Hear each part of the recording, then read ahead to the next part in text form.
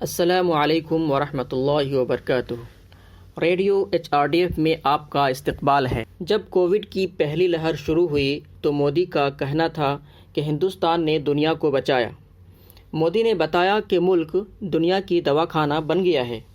وزیر صحت کو فخر تھا کہ ہندوستان سے کووڈ-19 کا کھیل ختم ہو گیا ہے۔ گجرات میں گزشتہ ماہ اسٹیڈیم کی اوپننگ کے وقت مودی نام رکھ کر کے جشن منایا گیا، جس میں ہزاروں افراد نے شرکت کی۔ بنگال میں انتخابی ریلیوں میں کووڈ کے تمام احتیاطی اصولوں کو توڑتے ہوئے 35 لاکھ لوگوں نے حصہ لیا۔ چنانچہ مارچ کے آخر میں جب کووڈ کے مریضوں کی تعداد جنگل کی آگ کی طرح پھیل رہی تھی تو وزیر اعظم کمبھ میلہ میں لوگوں کا استقبال کرنے میں مصروف تھے۔ گجرات کے بعد UP، جسے ہندوتوا کے لیبارٹری کہا جا رہا ہے، دہلی جسے مرکزی حکومت نے قانون کے ذریعے سے اپنے قبضے میں کر رکھا ہے، اور NDA والی حکمرانی والی ریاستیں مدھیہ پردیش اور بہار میں مریضوں کی تعداد آسمان چھونے لگی۔ اسپتالوں میں بیماروں کی بھیڑ کی وجہ سے دم گھٹنے لگا ہے۔ لوگ اپنے مرنے والے رشتہ داروں کے ساتھ ادھر ادھر بھاگنے لگے۔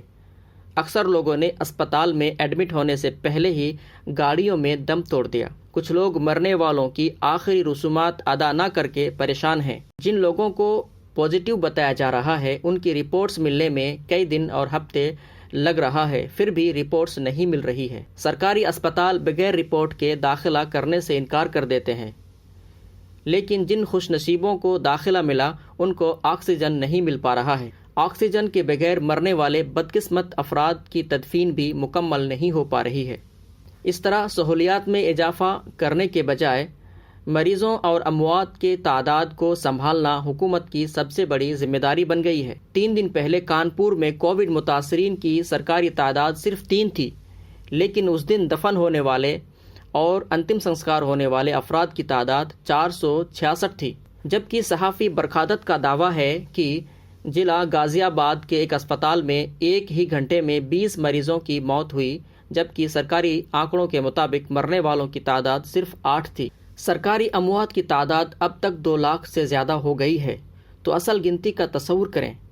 اصل اعداد و شمار سرکاری اعداد و شمار سے کئی گنا زیادہ ہیں۔ یوگی حکومت نے اس بحران کا مقابلہ دھمکیوں سے کیا۔